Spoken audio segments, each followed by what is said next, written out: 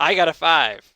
Aaron, the topic that your die roll has determined we'll be discussing today is: do you read the block text or pre-written text when you're running an adventure? This was a topic added by Kyle Latino, a guest GM way back in episode 4.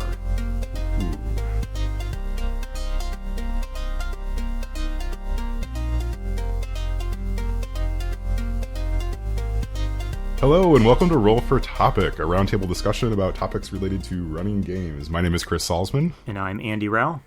And this week we're joined by our special guest, Aaron. Aaron, say hi. Hello. Hey, thank you so much for coming on. So Aaron, you were a GM at the library event, is that correct? Yes, I helped out at the RPG Day. What did you run? I just ran 5th edition. I did 2 sessions of 5th edition and 2 sessions of character creation. Oh, neat. How did the character creation go? It was crazy. It was very hectic. Having 2 players' handbooks was not enough for getting 6 people to figure out their characters in 40 minutes. Yeah. But it was a lot of fun. It was crazy but fun the whole time. Did anyone come up with a particularly inventive character? Nothing too crazy. Most of the people there for character creation were definitely people that had never played before. So I just kind of went over the basics and showed them their limited options in terms of time. I tried to stick to like the crunch of what they were doing and said, worry about the details later. That's pretty cool. Did people seem to get it in that short amount of time? Yeah, there was a few people. They picked it up pretty quickly. I think a few people might have been a little confused, and I had to walk them through it a little bit more. But still, I think everyone had fun. Yeah, it's such a fun idea. In retrospect, would you do that again, where you run a whole character creation sessions, or would you just show up with pre-generated characters? In terms of the adventures, I definitely would use pre-gens. In fact, I did for the adventures I ran. But it's just showing people what it's like to make a character. I would do it again, but I would have more copies of the player's handbook for people to look at. I think I misunderstood. So you were just doing character creation sessions as sort of like a, hey, here's how you make a character in D&D? Yeah, they were like kind of standalone ones. What a neat idea. Yeah, that's fun. I know I'm starting up a one shot in a month or so, and everybody's pretty interested in making their characters. But it's also just such a daunting thing to kind of like walk someone through, especially for a one shot. But it's neat. So did you have them actually roll dice and everything for it? Yep, I went through the idea of roll 4, ignore the lowest, and then add up the rest, and then assign them to the stats. So I had them go through all that. When you're running campaigns, do you do group character creation as well at the beginning of them? I haven't in the past. I want to for my next campaign. I want to have a more structured session 0 that I haven't really done before. Those are useful, but kind of hard to pull off. Yeah. What are you running, and what is the next? Do you have the next campaign in mind already, or just? Currently, I'm not running anything.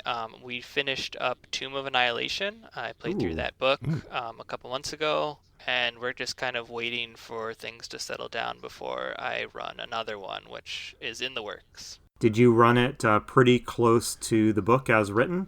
I tried to. There was a few changes, and my group definitely was skipped a lot of it. but we still had fun, and I tend to stick pretty close to what the source material is. Now, not to get too much insidery on Tomb of Annihilation, but in my read-through, my sense was there's kind of a time limit baked into that one by default, right?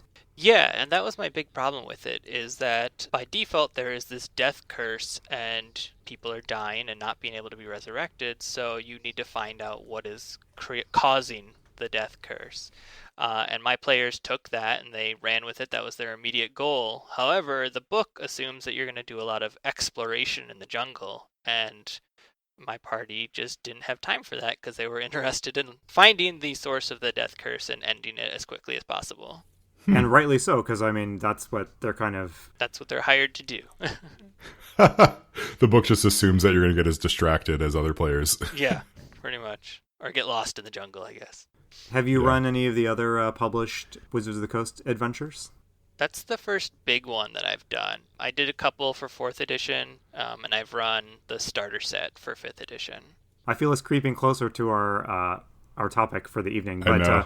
But so having finished Tomb of Annihilation, when you wrapped up that campaign? Were you like, oh, that was fantastic, or I'm never running a published adventure like that again?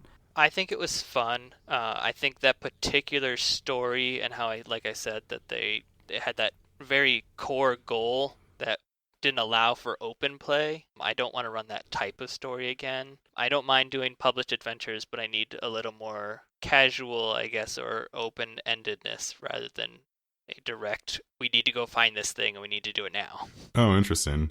Yeah, do you like that open game world concept where they can just do whatever they want?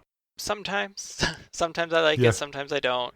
Yeah, the game I'm currently planning is kind of more of the party all works for an organization that sends them out on missions. So I want to do Mm-hmm. more Monster of the Week type stories where Oh, it's fun. a short adventure and then they can do things during downtime and then go on Hmm. their next short adventure rather than a big long arcing campaign. Would you actually run it in Monster of the Week? Have you been looking at other systems? No, I have not looked at another system. So, yeah, I was just going to use 5th edition D&D. Yeah, it seems like that could work really well for it, especially if you had like the organization that's sending them out is, some sort of shadowy organization they can take down later or something like that. Yeah. Yeah. Looking back, could you share for us maybe what was a real highlight of your GMing career? A lone adventure or an extended campaign that was just a really fun memory? So for me, I put a lot of focus, I think, on the terrain and set pieces for when I run games. So I've had a lot of fun. I created a 2-scale Firefinger, which is this very tall, basically a tall mountain that they had to Hmm. climb. It was 300 feet tall in game. And I took the 1 inch equals 5 feet squares and made a 2-scale actual, like, Yes. 6 foot tall tower Amazing. that they then climbed level by level, and I had it so you could take it apart and go through the caves inside each section. Oh my goodness. And then later in the game, I started using a digital map on a TV that I put on the table that I have at home. Hmm. And in fact, I kind of combined them. I had this video of lava flow and then built an actual set piece above it so then they would look down and see the lava below. Oh, that's so cool. Yeah, you shared a picture with us of that three-tiered tower. It was Yeah, amazing. I think we'll have to drop a picture of it into the show notes, but yeah, it was phenomenal. thank you. When you put that on the table, I guess, did your players just like gasp or, what was sort of the Yeah, they reaction? were all very impressed and and a little daunted by how tall it was. Yeah. Yeah, it barely fit on the table up to my ceiling. So it was, but it's always fun. I always try to hide it and then kind of, I'll go into Hmm. a closet, pull out this thing, and set it on the table. I think you take the record of, I think you're the first GM we've talked to who has had a prop for the table that was physically larger than he or she was. So congrats. Yes. Thank you. Yeah. That's really great. Yeah. Yeah, let's dive into our topic. I think, yeah. So the topic is all about block text. So this is this is the stuff that's written down in the adventure, either by yourself or, by Wizards of the Coast in the book, or whatever you're reading. And it's the like, read this when they get to this room sort of text. Yeah. So I guess let's just go around real quick. I guess like what's sort of your one word answer to this? Do you read it or do you not? Why don't you start, Chris? I do not read it. Okay. Aaron, how about you? I do read it, but I still feel that I'm a burgeoning DM. So, but I do read it as often as I can because it sets the scene better than I could with my own imagination. Yeah. I sort of read it. I Uh-huh. will read maybe 25% of it and just wing it and improvise.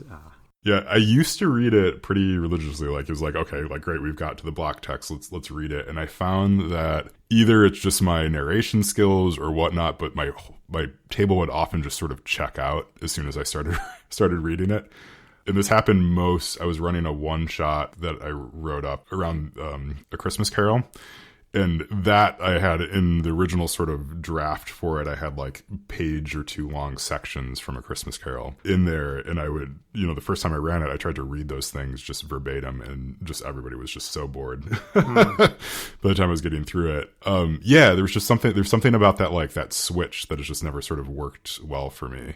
And I don't know if I'm just approaching it wrong or what. Do you think that would still be the case if you wrote the text yourself so that there was not a change in voice or style? I would get really into my own head about it. I think, and just spend too long trying to craft the text such that I think it would still be end up be the same problem.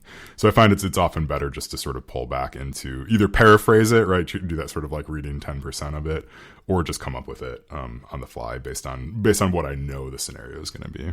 Yeah, that's one problem I had is anytime you read something, it's very clear that you are reading. Your voice changes in that sense rather than just speaking and describing the scene. You've changed to the reading voice. Yes.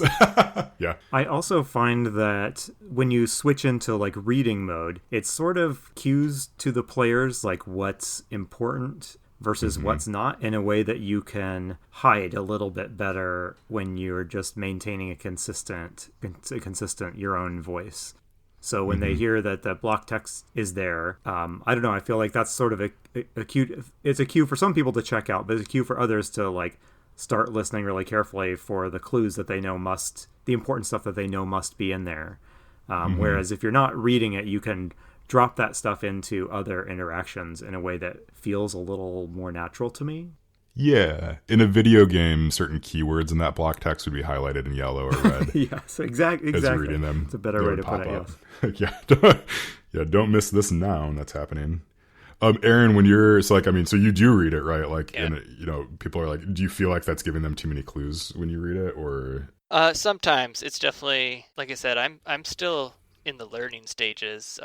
I don't get to DM often, and so I feel like I'm still finding my voice as a DM. Oh, we all are. Yeah, for sure. Yeah. And but yeah, reading the text, it helps me get it. But yeah, I think, like I said before, you get that reading voice, and so my players say like, okay, this is just Aaron switched to a monotone voice of reading, and it's not quite as interesting anymore.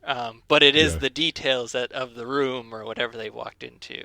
I would imagine in Tomb of Annihilation, though, probably that's a little bit more important, right? Because my understanding from that module is that it's sort of designed to trip people up and kill a lot of kill a lot of characters, right? Yeah, especially at the end. It's a very big dungeon. It's clearly has some influence from like the Tomb of Horrors.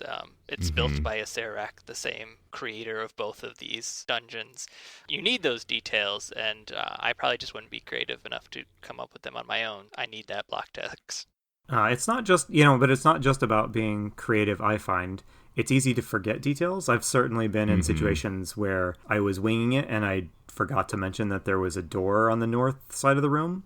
And so 10 minutes into an encounter, it's like, oh, wait, guys, this whole time there was a big door with scary runes on it, like right here in this room. And it's like, well, that was some poor GMing on my part there. But yeah, actually, I find sometimes there'd be details outside of the block text that are not in there, and I would miss those because I read the block text, and then I'd be reading and like, oh wait, there's something else that they added later for my knowledge but not for yours right away, and I missed it. But one thing I wanted to say, one nice thing I find that does happen when you read block text, and it's one of the reasons I do read the block text, even though I try to improvise it and make it sound as much like me talking as I possibly can.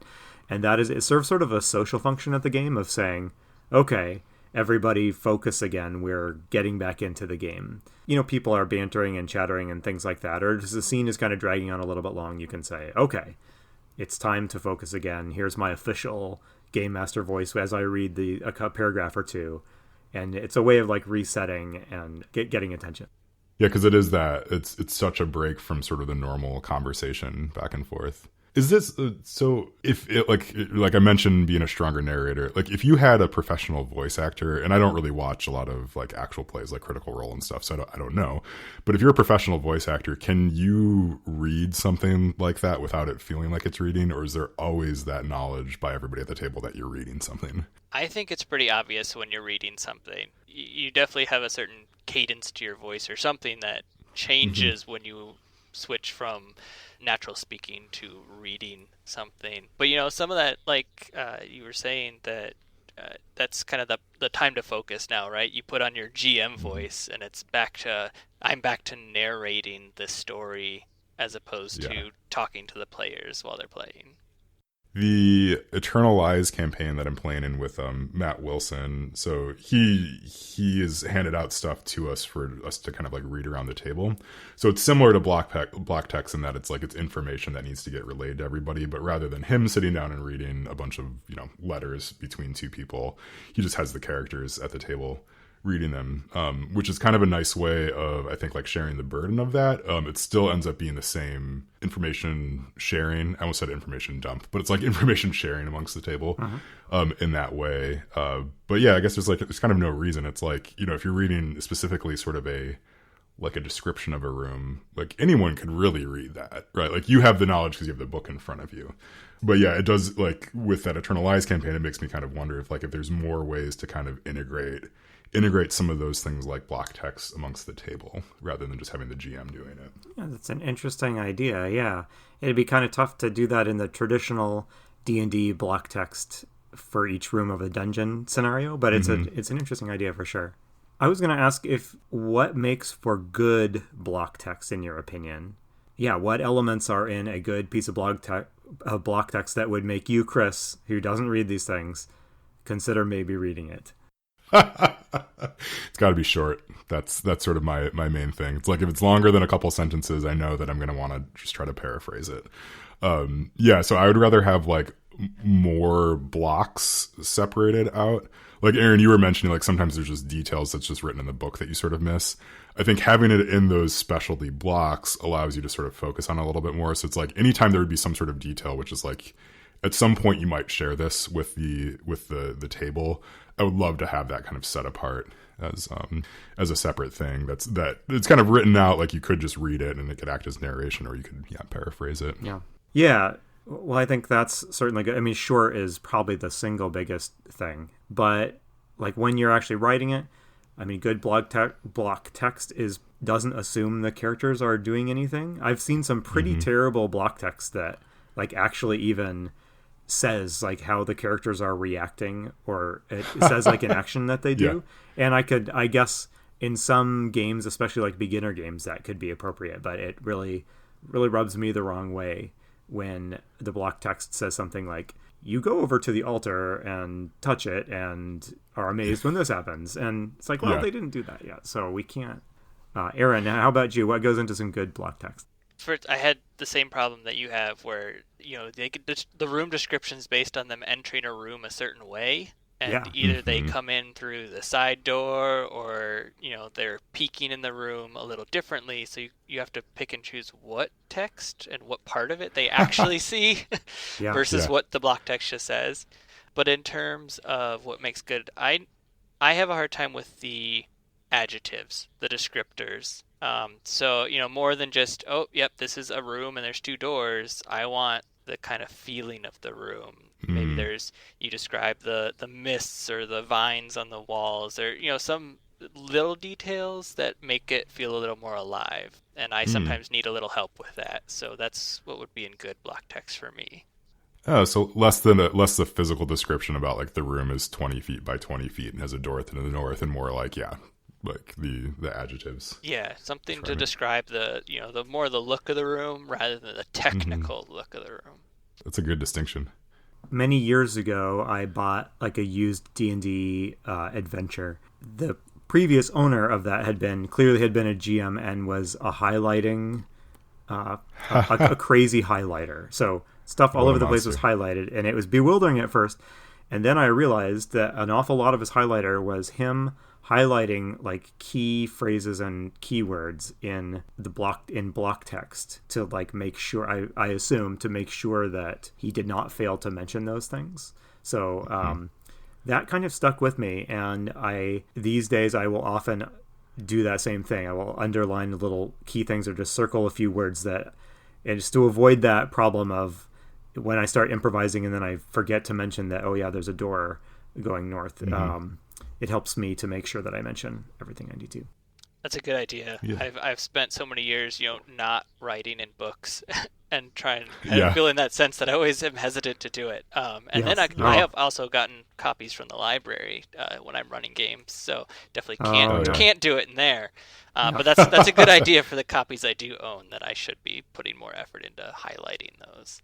Yeah. I feel you. I have for most of my life I have been a keep my game books pristine Mhm. sort of person. Like, do not fold the corners. Don't actually write in them. But at a certain point, a number of years ago, I realized how much more character a game book has when it's got your notes and stuff like that, and your underlines and your highlights jotted in it, and yeah, it has these memories. You can associate it with games you've run and things like that. And when I would buy, I try to pick up game books used when I can, just for budgetary reasons. And I've come to really like it when I see a book that's covered with somebody else's GM notes. It just gives it some like flavor. And I'd like to think that one day, if I get rid of some of my books, that someone is gonna, smile when they see my GM notes, or, that big a string of decreasing digits, clearly somebody's hit points like in the margin of a combat encounter or something. Yeah. Anyway, that's a Oh yeah. separate topic.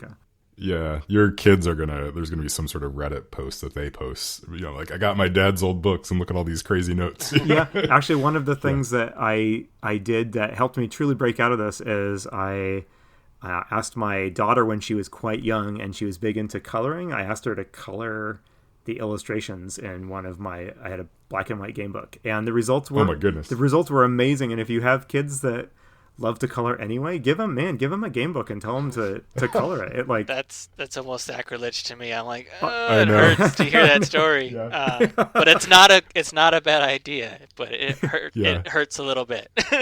Oh, it hurts. Yeah, I'm thinking about the copy of Mothership I just picked up. That's in this like nice Mylar bag. Oh, handing yes. that to my daughter and letting her color like Yeah. the dead space marine that's on the front. Yeah, and maybe don't do this with your like $150 like special edition, whatever. But or maybe do it. I mean, maybe that. Yeah. Going back to the topic at hand, I am wondering, do you think it would be possible or even advisable to run a campaign that just has no block text at all? So you're just improvising sort of the whole thing. Do you think you'd be able to do that, or would you want to sit down and write out at least a couple things that you have in your back pocket? I would definitely need to write some things down. I would definitely need that. I mean, it kind of goes back that when you're improvising, you forget the details. So even if I was writing it myself, I would have to create block text with the details I wanted to share. Otherwise, I am going to forget to say them. Yeah. How do you guys remember what to say about locations in an adventure? How do you guys do it? Do you just rely on memory? Do you have, a map or notes that you've jotted stuff down? What do you guys do? I've taken to printing out maps because I would never write in my books, because who would do that? Yeah, a monster would do that. Yeah, right. So I print out the maps, and then what I've done is like kind of read through the whole dungeon, right, and then go to the map, and then I kind of write up my own notes about what's important in that room. Usually it's along lines of like what enemies are there, or reminding myself of special features of the room, those sorts of things. I find like I have a pretty good memory then for kind of jumping back when I need to the kind of the description of the room to figure out what's going on. But having sort of that like high level, like, this room has 6 whatevers in it, this room only has 4, this is where they keep all their food, those sorts of things, is really helpful to have in that way. And then I can jump back to the book as needed. Yeah, I definitely have the same thing. Since I've been doing a lot of digital maps lately, I usually have a copy of the map. That will be a visual cue to me to remember certain details. And then in terms of like combat and monsters, I've actually started rewriting a lot of the stat blocks into like my own document that then I use to remind me, like, in this room there's this many things. And that's kind of a whole separate topic where I do that in order to not have to flip back and forth to stat blocks of monsters. So I've just rewritten them for whatever room that they need to be. When you run digitally, so it sounds like, do you have a separate laptop that you're looking at that has a different view than what they're seeing? I can, on the table? yeah. So basically it's a desktop with 2 screens. I have my monitor screen and then a TV that lays down on my table. And I can have kind of my own view where I can scroll around the map and change what I need to on my end. But then they have a player view. They can only see what I let them see. That's pretty slick. I think both Andy and I are pretty low tech as far as these things go. So every time we hear about like anything that's beyond a piece of random scrap paper we have, we're like, oh my goodness, how do you? Yeah. It's a lot of prep work. Yeah. Is that immersive for your players? Do you think they like it? I mean, is it better to have the digital map than nothing on the table? Yeah, I think having something. I wouldn't say it's better than any map because you can get into it no matter what. But yeah, my players and myself am very visual, so having that map on there and seeing kind of what order they're going into rooms, they get to see the doors. So even if I forget a detail to mention the door, they still see that there's a door there, and things like that. And in fact, the app that I use has things like darkness. I can set a light and it will automatically show shadow around corners and things like that. So it kind of helps for when we're doing things in the dark. That's really cool. So going back to what you said earlier with like the physical description versus sort of the feeling or the motion of the room, it seems like if you're running like the map digitally like that and you have all those tools at your disposal, you can sort of just skip that physical description, right? Because you have it, it's pretty clearly laid out there. And then, then it's just up to you to sort of kind of add flavor on top of that. It seems pretty freeing in some ways. Yeah, I don't have to describe that the room is 20 feet by 20 feet and has 3 doors. I can just kind of have, scroll to that section of the map, and then I can add the detail of like what they see in the room, what objects are in the room, which may not necessarily be on my map. I tend to follow the method you described, Chris, where I jot down a few key details for each room. I usually have an index card for each discrete location, and I'll jot down, like you guys do, what's in the room, that sort of thing. And then I've learned a lot from the Fate core and related games use of aspects to have evocative descriptions of characters, and you can also use them to describe environments and locations. So I try to assign, even though I don't use aspects in the Fate core sense in a typical D&D game, I try to follow those rules for writing good aspects for each location that they're in, and I find that is usually enough to trigger my memory. Yeah, how does that work functionally? So I'm not super familiar with Fate. I've read it once years ago. So specifically, I really don't use it in the functional way that Fate core uses it. So Fate core and probably some other games too have this idea that you write a short, punchy, descriptive sentence or phrase about a person or about anything in the game. In-game, in various circumstances, and I'll simplify here, players or enemies get an advantage if they do something that specifically references like that phrase. So trying to think of a really simple example. So if they're in a muddy cave, they're in a cave network, you might write a descriptive aspect of it that's, floors strewn with human bones. And then if a player comes up with a clever way to use that aspect in their action, they get a little bit of a boost. So maybe they decide to, throw a skull, a bone at an enemy or something like that. They just get a little boost. And the GM can exploit these aspects as well for or against the players. Anyway, I didn't mean to go in a big description of how Fate core works. No. Well, it sounds really interesting, and I feel like it's a good way of encouraging both the GM and the players to actually make use of the space and make it feel more alive rather than just straight combat in a flat, 20 by 20 room. That is exactly the intent, I think, and the effect. And in D&D, I don't usually, I don't have an official system where I say if you reference my description of the room, you get a little bit of bonus. But if I do describe a room in such a way and people make an effort to take actions that interact with the stuff in the room, will I look more favorably at that? Absolutely. Oh, yeah. But really, for my use, it's mostly just to give me these punchy little descriptive things to make each room sound unique and to remind me what is the memorable thing about that room. Huh. That's really great. To steal that. Yeah, that's a good one to steal. You'll go through the whole dungeon and then do that for each room? I will, yes. It doesn't really take that long. It doesn't take much. You can do it while you're reading through, the dungeon or the adventure. Well, it seems to me, I'm thinking about a dungeon that I'm probably going to be running pretty soon that like there's some stuff going on with like, a trapdoor and stuff. If my players are listening, just stop listening. But like a trapdoor and stuff, and I think like one of the rooms is colder than the other ones. But if I like were to look at the dungeon such where I was kind of breaking rooms down like that, having some of those descriptors just written down would be super helpful.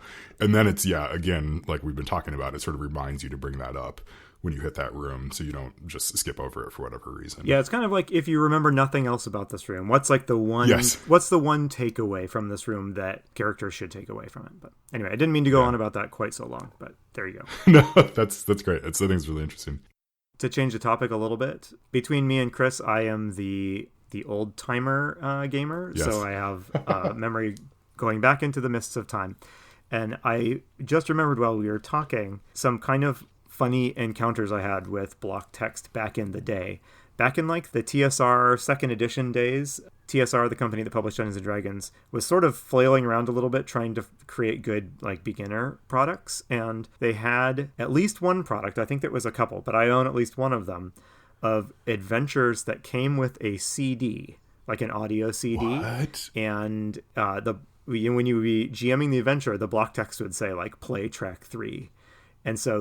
And then you would play track 3, and like the world's cheesiest voice would intone the block text that normally you, the GM, would read. It was it was pretty bonkers. So if you want to make it real weird and awkward, I highly recommend that. Like, forget your unnatural reading voice that changes when you're reading it. Here's somebody else reading it, and just completely take you out of the moment.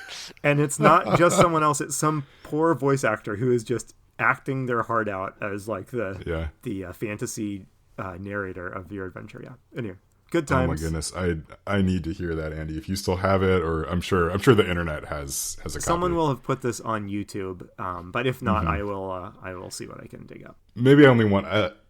Okay, well, I'll have to think if I want to experience that through YouTube or if I want to experience it by like you running that game sometime. I want to say I had it for like a Ravenloft adventure, and it was perfect. And it was, I don't remember if it was like, Bela Lugosi narrating it, but I think it was along those lines. So anyway, 1000% Dracula. That's right, listeners. If you take one tip from this podcast, it's hire someone to cheesily voice your block text and play that for your players. I'm available for that gig whenever you want. So I had a question that's sort of related to this. So when you hand out magic items, do you read off block text related to those magic items, or do you let them sort of figure out what the magic item is, or like what's sort of your approach there? I have always struggled with this. On the one hand, I would love to just hand out the item and not tell them anything about it, and they have to figure it on their own, whether that's through casting Identify or just spending the time to attune to it or whatever it is. But my players tend to be new enough that I don't think they're fully aware of the different ways that they can learn about what an item is. And so I generally just end up printing out like the stat block for the item and handing it to them is what I end up doing, despite what I really want to do. Do you give them like a physical card to represent the item, or you print it out and read it, let them read it? Sometimes sometimes I'll make a card, and sometimes it's just a printout, or I'll just read it and they write down in their notes. That is exactly the way I approach it too. I have that same wish that I could give them magic items or whatever without describing it in game terms and let them figure it out through a spell. But for the sake of expedience, I don't do that. I just tell them what it is, or after just a very token amount of time spent investigating it. There's nothing quite worse than 15 minutes of players like dripping a drop of the potion, the mysterious potion, on all sorts of substances and trying to figure out what it does and what its duration is. It's like, okay, it's a potion of giant strength, just +4 to strength. Like, let's move on. Yeah. I kind of go back and forth on this. So I've done the like, hey, you found a weird thing and let's all figure it out together. And I think that's fun if you have the right group. And exactly what you said, Andy, at some point you just have to kind of cut it off and tell them. Recently, in the game that I'm running, the weekly game I'm running, one of the characters picked up a +1 sword, and in the block text, there's like the name of the sword and where it came from and stuff like that. I've decided not to tell them that, with the hope that eventually he'll sort of name the sword himself. Yeah. Through use. Yeah, so we'll see if that pans out or not. I mean, I think it's the sort of thing that, like, I remember, but, he might not, and those sorts of things. But it's like, to me, it's kind of interesting if, like, you can try to find a way for them to sort of make it their own and figure it out versus just giving them all the information. But again, I think that might just be sort of like a GM thing. Like, you would love it to be this sort of like clever, slow reveal versus what the players want, which is most likely just like, well, just tell me what the thing is. Yeah. We've been keeping it pretty specific to the act of reading or not reading the block text, but the bigger question behind this specific one, I think, is how much do you improvise during a game versus how much do you pull from like the text that you've written or that you've purchased. And how would you guys characterize, just generally, not just thinking do I read the block text or not, but how comfortable are you guys just improvising on the fly as you GM? For the Blades in the Dark campaign that we finished up, I improvised everything pretty much, like, pulling stuff from the book here and there. And that was very fly by the seat of my pants sort of thing. Like, I kind of always felt like I don't know exactly what's going to happen next, which is a kind of fun feeling, like knowing that it'll work out.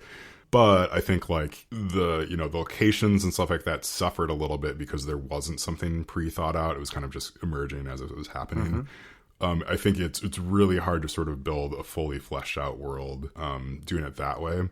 Whereas if you have sort of everything written out for you in a module, I think like it's easier to sort of jump into different points in it, right? And like you kind of always know that there's going to be an explanation of what's going on. So if they skip like a large part of the dungeon somehow, like you can kind of just jump to that point in the dungeon and you're not kind of scrambling because it's like, oh no, they skipped over the thing that I had thought of next. But yeah, so I think like I'm getting more comfortable with improvising, and I think in general that's sort of the direction that I'm heading as far as GMing is concerned, just because I think it's a little bit more fun for me. But I also really appreciate just being able to sit down and have sort of everything written out for me as well. How about you, Aaron? That's where I'm struggling. I'm learning to improvise better. It's been slow going. Like exactly what Chris said is I basically need to. I'll take a pre-made if I read it enough times, or I've gone it to a long enough campaign, and I start to get comfortable in it. Then I'm much more open to the improv because I can just jump between sections. But definitely early days and even the early of the Tomb of Annihilation campaign, it's like, okay, you went here, like, hold on, I forgot the detail. Let me go back to this page and let me reread the details real quick because I just forgot. But just learning that that's okay and to make up your own details and it doesn't have to be exactly like the book is something I'm still working on. Yeah, it's hard. It's hard to get the balance, and the balance is different for everybody, so there's not like a right or wrong way to do it.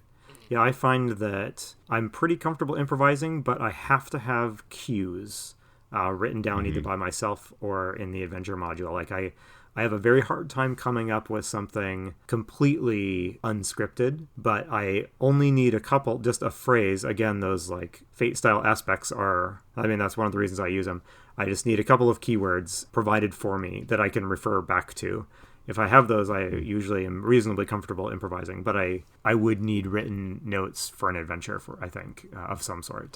That's why I tend to stay with like D&D 5th edition, and I like using the Forgotten Realms is because all of that information is there. I can, in my off time, read the lore or look at the book I'm running and then feel more comfortable in the world to make up my own things.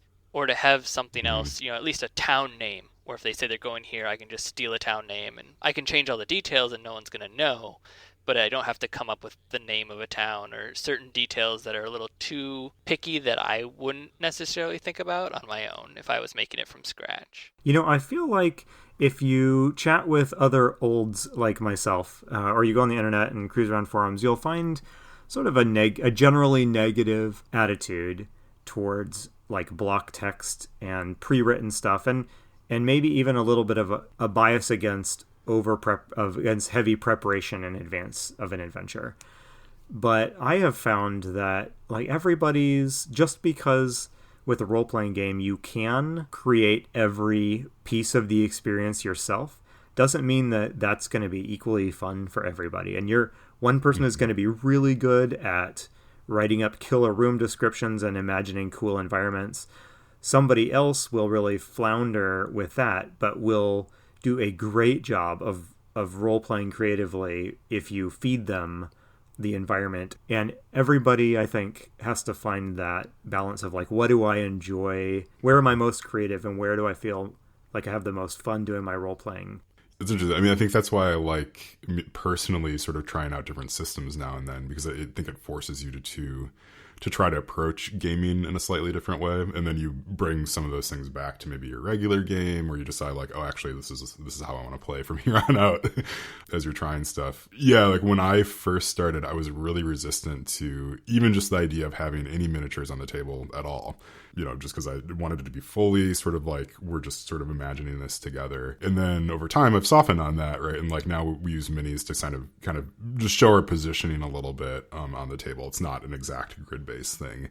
And finding, like, looking back, like how often we were kind of stopping stuff at the table to be like, well, okay, wait, where are you and what's going on here and things like that. And just managing all this state that we didn't need to, because we could just kind of put it down on the table. But that's the sort of thing where it's like, until I was pushed to try it, like I wouldn't have never tried it, right? Like, and so I think you're right on, Andy. You kind of have to find like where your comfort level is, and I think it'll even change too, for sure, over time, or depending on what's going on in your life. So I think we should probably look towards wrapping things up. We've had a nice long discussion here. Does anybody have any kind of closing takeaways about the topic of block text in adventures? Paraphrase it, don't read it. I think it's always going to come out better in your own words rather than just straight up reading it. Yeah, just doing that like all by itself will bypass a lot of like the problems that we identified earlier in our discussion. You should pre-record it in a British accent. Yes. On CD. In a Romanian accent. In a Romanian accent, yeah. Okay.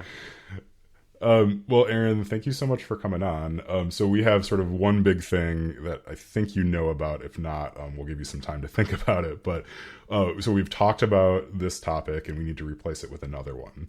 So do you have a topic that you want to add to the table for someone else to have to talk about?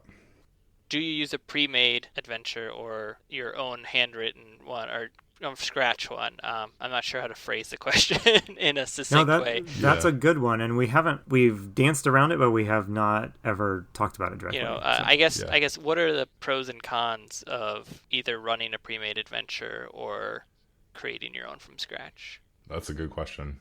Yeah, so Aaron, I know that you 3D print stuff now and then. Yes. This is totally separate from our topic, but so I guess where do you find those models, or do you make them yourselves? So there's a couple sources. Thingiverse is a free online resource of tons of models on there. There's lots of kind of open source stuff put on there. I've also followed a Patreon or two of guys that model their own things. There's a particular guy who has gone through and he has created 3D models for every monster in every 5th edition book that has come out so far. And I think just this month he announced that he's moving from that being a part-time gig to his full-time job. Wow. He has so many Patreon people that he's making enough to be able to afford to do it all the time. But for that, it's basically like you pay a certain amount a month and you get access to his Google Drive that just has all the files on it. And then you can print at your leisure. That's fantastic. So will you print out all the monsters for the campaign you're running? That's what I did. I tried to for Tomb of Annihilation. I 3D printed a lot of the monsters you find in the final city and in the final dungeon. I didn't do everything, but I knew that they were going to encounter. I printed a bunch of them. That's super cool. That is amazing. That sounds fantastic, actually. Yeah, I got lucky that around the time I was starting to run Tomb of Annihilation was the time he was making things from Tomb of Annihilation. So he was going through that book, adding figures as my game was going, and I was able to print them out between sessions. If you still have them, I'd love to see a picture. You know what? Again, I actually just sold them all to Jess, who...